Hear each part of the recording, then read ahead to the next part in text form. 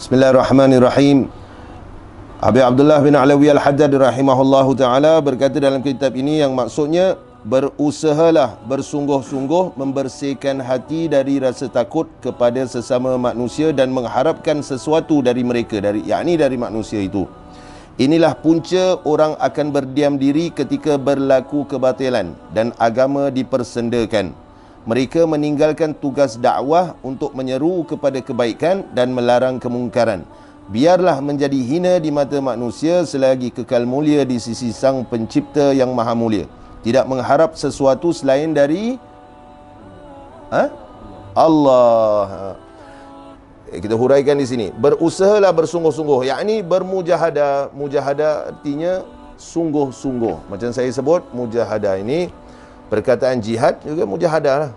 Jihad. Jadi kebanyakannya kita jihad yang baik. Sebab itu dinamakan tahajud.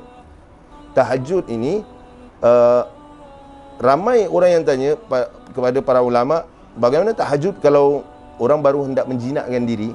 Tahajud selepas solat isyak, kemudian ba'diyah isyak, kemudian tahajud, niatkan tahajud, boleh dapat. Sebagian ulama sebut boleh, dapatlah. Tapi the essence of tahajud itu, apa itu tahajud? Saya sebut tahajud ini bersungguh-sungguh membangkitkan diri pada tengah malam, sepertiga malam, semata-mata untuk Allah. Sebab itu orang yang bertahajud ni orang yang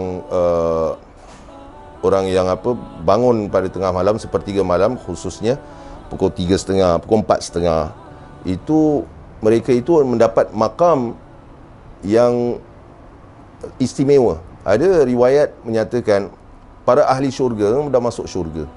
Kemudian ahli syurga yang di bawah bertanya dengan ahli syurga yang di atas. Dulu maksud mereka itu dalam riwayat ini. Dulu mereka berkata kepada ahli syurga yang di atas, kita perlu ketahui bahawa apabila di syurga, yang di bawah tidak boleh berziarah di atas. Yang di atas boleh menziarahi yang berada di bawah. Jadi amalan ziarah ini ialah amalan ahli syurga. Jadi kita rajin ziarah, ya. Jadi orang yang ahli syurga, ahli jannah di bawah itu bertanya kepada ahli jannah yang di atas, dahulu kami di dunia, kami juga bersedekah, kami juga solat, kami juga macam-macam lagi lah, buat baik, amar ma'ruf nahi munkar. Tapi bagaimana kamu semua boleh berada di tingkatan yang di atas? Jadi para ahli syurga ini yang di atas berkata, yang benar, kamu buat sama apa yang kami lakukan. Tetapi tatkala kamu semua sedang lena di buai mimpi di tengah malam, ada sebahagian riwayat tu yang saya ingat, kata dengan isteri-isteri yang cantik. Kau kita fahamlah isteri cantik, kan? Di malam tu macam-macam ceritalah. Dan katil-katil yang empuk, kami bangkit pada waktu malam semata-mata untuk Allah. Sebab itu mereka dapat makam yang tinggi. Itu dia, bersungguh-sungguh jihad. Tahajud, itu tahajud kalau selepas isyak dapat tahajud. Jangan kata terus, oh tidak, tahajud kena sepertiga malam. Sampai bila orang nak tahajud? Jadi sebagian ulama sebut boleh niatkan tahajud selepas isyak. Itu termasuk qiyamul lail. Qiyamul lail ni bukan di tengah malam saja. Kita solat isyak pun qiyamul lail. Lail, malam. Bila masuk malam? Maghrib. Kita isyak, qiyamul lail. Man qama Ramadan imanan wahtisaban ghufira lahu ma taqaddama bi dhanbih. Siapa yang menghidupkan bulan Ramadan, qiyamul lail pada bulan Ramadan. Qiyamul lail bulan Ramadan tu apa? Solat apa? Tarawih lah. Qiyamul lail. Jadi kalau tengah malam, kalau malam qiyamul lail boleh.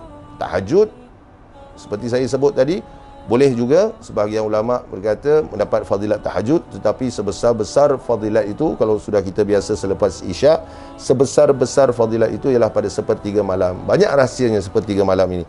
Antara ada rahsia-rahsia Allah itu ibarat turun ke langit dunia. Dalam satu hadis qudsi, siapa yang hendak minta ampun kepada aku, minta apa saja. Kita minta pada manusia, kita minta RM1, $1 ni. Kita minta dengan apa? Contohlah, orang kaya. Kita minta dengan orang kaya. Cik, ada $1. Orang kaya duduk rumah banglo, apa $1 ni? Dia punya title pun bukan Haji Bakhil. Dia title memang orang yang dermawan. Kita minta $1 dengan dia. Seminggu sekali kita minta $1. Sebulan berapa?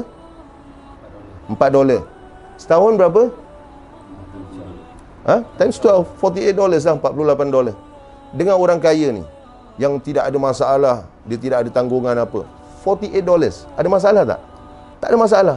Tapi cubalah jumpa tiap-tiap kali jumpa muka dia, seminggu sekali. Menyampah tak? Boleh menyampah tak? Ada orang kaya macam tu.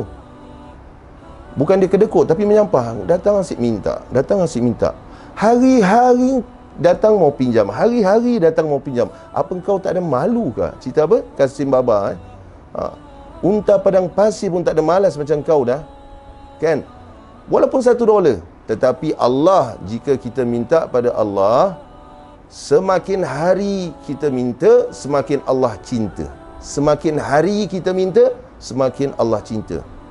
Allah mahu kita minta pada Allah setiap saat, setiap detik, setiap waktu yang kita bernafas. Apabila kita minta pada Allah, itu termasuk zikrullah.